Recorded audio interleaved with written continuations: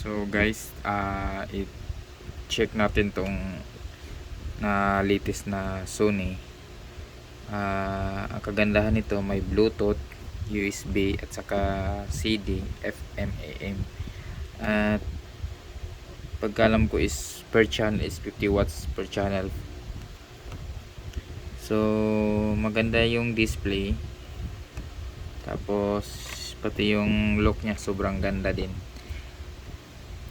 So yung CD, gumagana pa rin yung CD. Walang problema. No issue po to guys.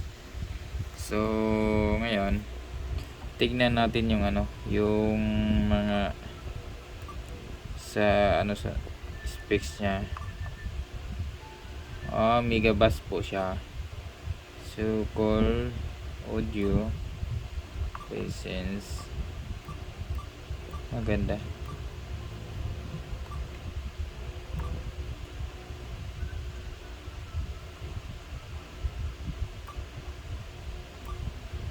Balance pa din. Subwoofer, plus megabass. Okay, maganda to guys. So ang ito pala guys,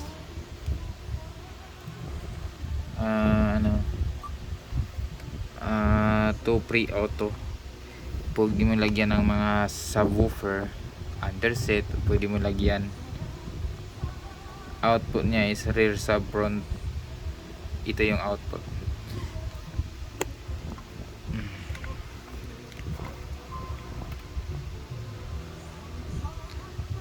So thank you for watching guys.